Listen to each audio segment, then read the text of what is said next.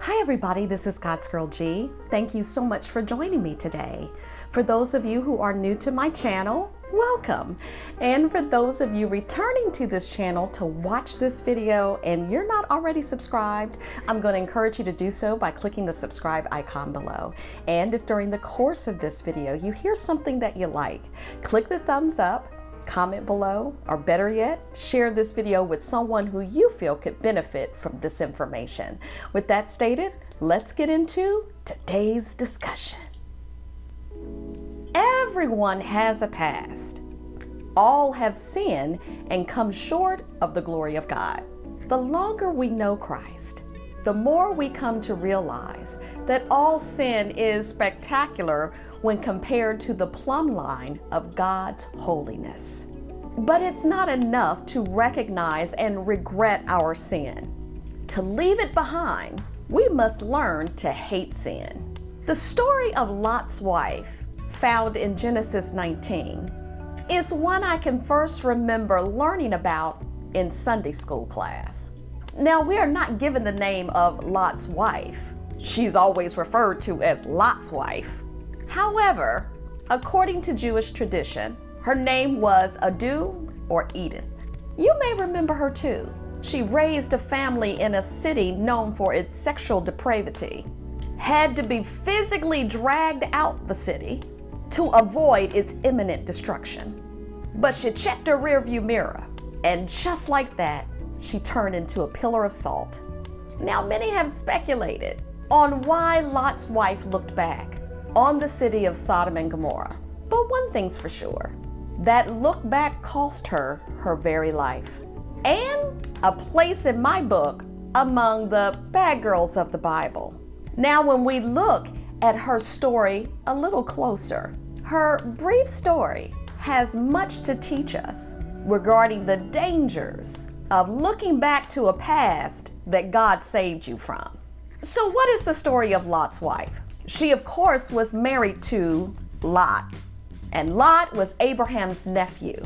Together, they amassed a fortune in land and livestock. They settled in Sodom, a city so wicked that God would later send angels to investigate. Her life in Sodom was one of a prosperous woman who may have been more attached to the good life than what was good for her.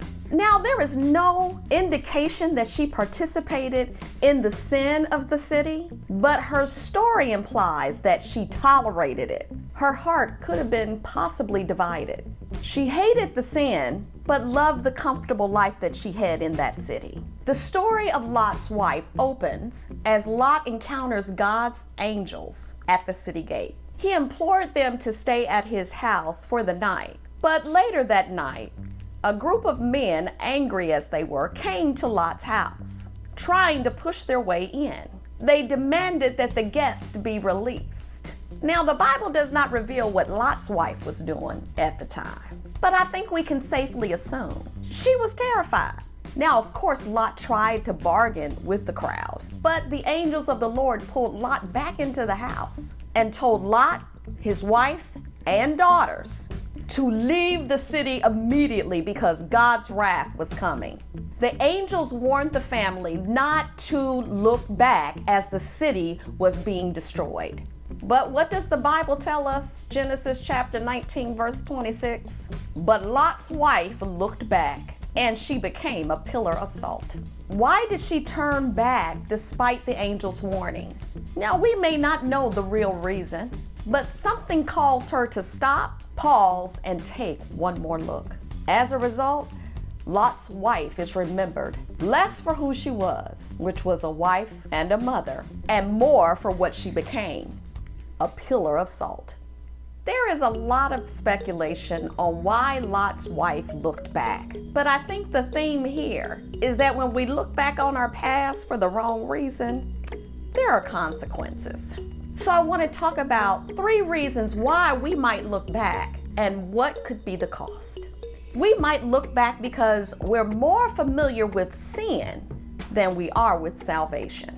It is likely for us to look back when we're unfamiliar with where God is leading us, just like with Lot's wife. She's used to seeing sin and possibly practicing it, in Sodom every day. Sin was their point of reference. Sin was their normal. So when she was told to leave a city because God was going to destroy it, it felt weird. Freedom from sin was unfamiliar to her. But looking back cost her death, and it could cause us death too, figuratively and spiritually. People might look back because they're more familiar with their past than they are with their present. For God to be our present help is one thing, and for us to be a prisoner of our past is a whole nother thing. The angels told Lot's wife to not stop in the valleys, meaning they should not stop in the low areas of the earth. Stopping at your lowest situation can hinder you in moving forward to high mountains. So looking back to our past can cost us our freedom. 3, we might look back because we're more familiar with ourselves than we are with God. Now let's be honest. We want what we want when we want it. We decide and act on our own desires and intentions. I get that. This is our life, and that's the dangerous part. Whether we like it or not, we may not know ourselves more than God knows us. He sees and He knows everything because He created us. We're used to being the captain of our souls. We steer our own ship toward the future that we want. It's dangerous because it costs us a relationship with God, and it develops pride in us. So what are some lessons that we can learn from Lot's wife's story? First, she had every opportunity not to die. She proves that you can come from a good family, have many spiritual advantages, and yet still be lost. You can even come out of the world and begin on the right path, but be eternally lost because you looked back. You are responsible for your own faith and your own soul. 2, we learn we should beware of looking back. When Lot's wife looked back, it was a sign of unbelief, an act of disobedience, and a revelation of her true attachment to that sinful city.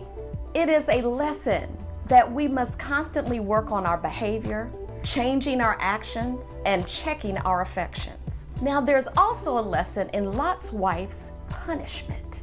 The punishment of Lot's wife was severe, sudden, and irretrievable. When she looked back, she was deprived of another chance to escape. All of the mercy that had been extended was immediately removed. The Bible did not elaborate on how that happened, but it was definitely a revelation of the choice that she made. Now, there's been a lot of talk about why the pillar of salt? Why wasn't she just turned into dirt or dust or just disintegrate or catch on fire? So here's my thoughts on that. Salt is used to preserve, to season, and to cleanse and to purify. And a pillar is something that you are just stuck. It is an unmovable position. So I think for me, the pillar of salt is easy to understand. The salt and the pillar allowed her to stay stuck, preserving her looking back on a past that she desired more than the future that God had in store with her family.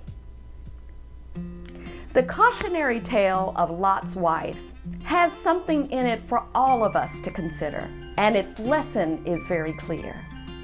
Don't look back. Lot's wife turned back to look at a smoldering city.